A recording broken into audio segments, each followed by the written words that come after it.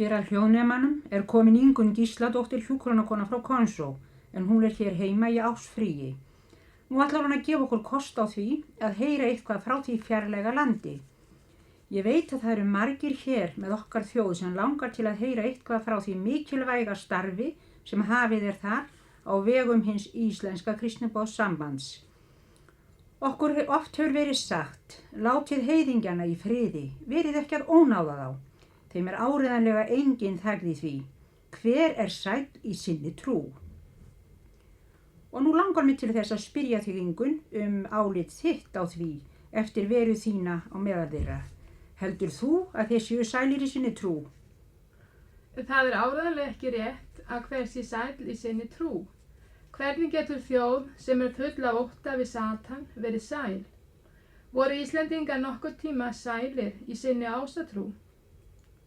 Konsúmenn trúa að til séu margir andar og Satan er þeirra mestur og voldugastur og þeir færa honum dýrafórnir, geitur, naut, sauðfé, peninga, kaffi og smjör til þess að blíðka hann.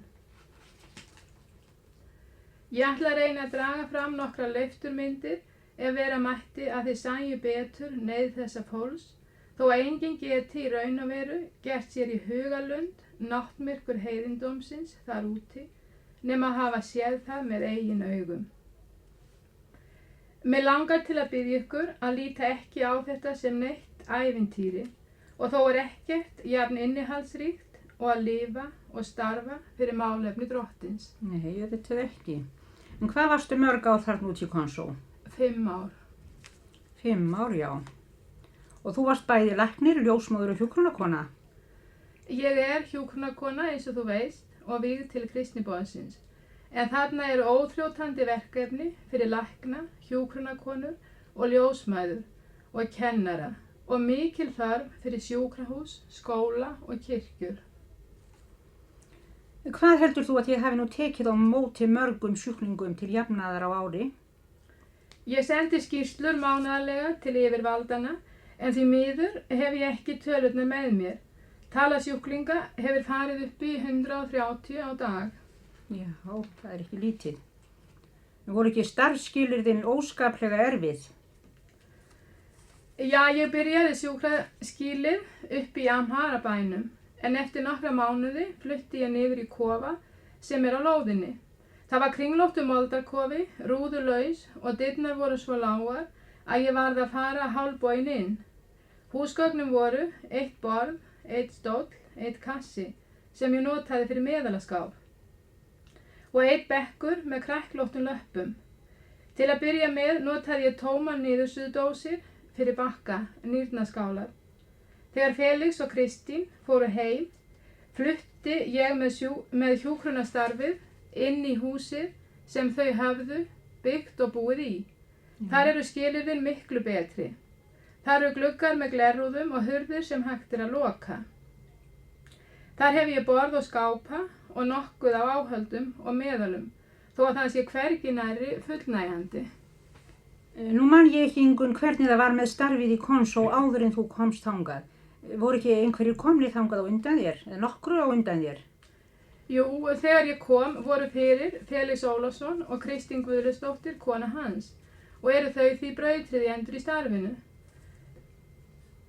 Þau útveguðu lóðina og byggðu hús og voru fyrstu Íslendingarnir sem að lærðu mál þarlendra manna og hafa þau því unnið ómetanlegt starf. Hvað eru nú margir Íslendingar á stöðinni núna? Þar eru hjónin Benedikt Janssonason og Margrét Hróbjörnsdóttir og nú er þangað komin færeysk hjúkrunarkona Elsa Jakobsen. En hvar eru þá íslensku kristniboðslæknishjónin sem fóru fyrir nokkru síðan? Þau eru á sjúkrahúsinu í Galum og verða þar í 1 ár á meðan þau eru að kynnast sjúkdómum og öllum aðstæðum. Norskur læknir starfar í Gídóli sem að við í Konsú getum gripið til ef á liggur. Já. Hvernig er það nú þarna? Eru þið nú búin að mynda einhvern söfnuð? Er það komið svo langt hjá ykkur? Já, söfnuður hefur verið myndaður en ég veit ekki hver stóran er. En það koma nú 500 til 600 manns á samkomur og hlýða á boðun fagnaðarerindisins og margir þeirra trúa. Já. En hvernig það nú með þá innfæddu? Eru þeir nú traustir í starfi og lífi þegar þeir eru nú farnir að gefa sig að málefnin og eru búnir að ákveða sig eða vilja vera með? Já, þeir eiga enn við mikið að stríða, en vitnisburður þeirra er mjög skýr að þeir séu leystir úr hlekkjum Satans, sansalegt eins og þeir orða það sjálfir. Sansalegt eru hlekkir sem þeir hafa losnað við. Maður heyrir oft í bænum þeirra þakklæti til Guðs sem að leyst hefur þá úr viðjum Satans. Virtist þér nú mjög mikið leynd og volæði þarna á meðal fólksins? Neyðin er mikil, en allmargir vel efnum búnir, það sést þegar þeir færa Satan fórnir sínar. Margir gefa honum aleigu sína, sérstaklega þegar sjúkdóma er að ræða. Koma síðan með 2 hendur tómar á sjúkraskýlið til okkar. Já. En nú ekki hættulegt að vera þarna vegna hitabelti sjúkdómanna og ýmissa kveikinda sem maður hefur heyrt að væri þarna mikið af? Jú, mannlega talað er það talsverð hætta, en skæðasti hitabelti sjúkdómurinn er malaría og það er mikið eiturslöngur. Til dæmis var slanga einu sinni inn í svefnherberginu hjá mér í 3 sólarhringa. Eftir að hún var drepin var hún mæld og reyndist 1 meter og 40 sentimetra löng. Og það hafa nú verið meiri skepnan og ekki þægilegur næturgestur. En veiktist þú nokkuð af malaríu eða þessum sjúkdómum sem voru að ganga þar eða voru landlægir? Já, ég fekk háan hita en það fylgir þeirri veiki, malaríunni. Fyrstu malaríuna? Já. Oftar en einu sinni kannski? Já, ég fekk mörg köst seinna. Er hætt við því þegar hún er einu sinni komin að hún komi aftur og aftur? Er mennlu þá veikari fyrir? Já, ef ekki er hægt að útrýma henni blóðinu. Já, þannig að það.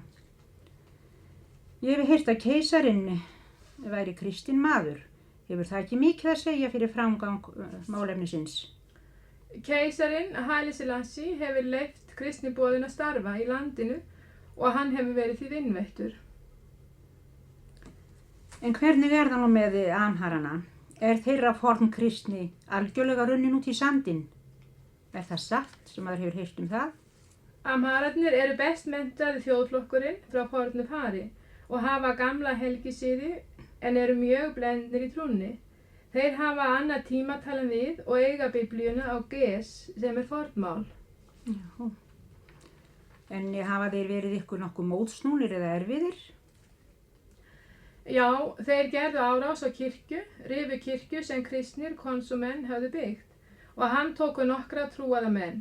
Málið var síðar sent til Addis Abeba og náðu þeir það rétti sínum og fengu skilríki þar að þeir mættu fara tilbaka til konsu og predika. Þetta skeði nokkru áður en að ég kom heim og þá hafði vakningin verið í nokkur ár. En þannig er það einnig á hinum kristniboðsstöðvunum. Leið og vakningin kemur, ræðst myrkrahöfðinginn á og gerir allt hvað hann getur, því ekki þolir hann útbreiðslu Guðs ríkis.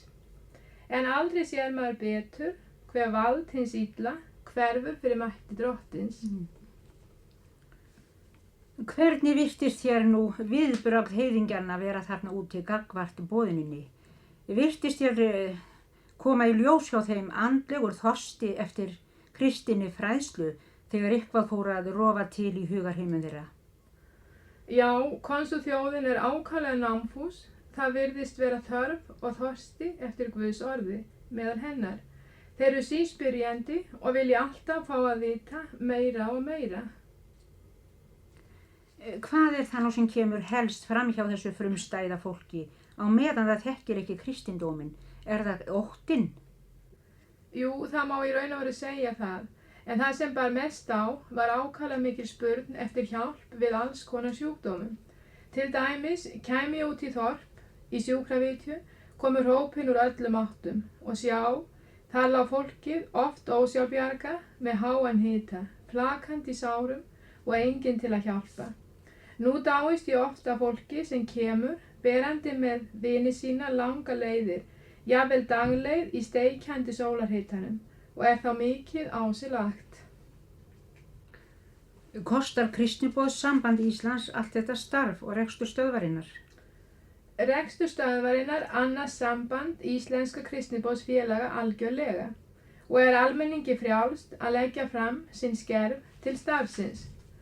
Konsúþjóðin er þakklát þeim sem hafa sent okkur til að hjálpa bæði andlega og líkamlega og þó er þessi hjálp ekki nema eins og dropi í hafið eins og gefur að skilja. Þegar miðað er við þann fjölda af læknum og hjúkrunarkonum sem hér á landi starfa og er þó hvergi ofaukið. En hvernig stóð nú á því að þú fórst til Konsó?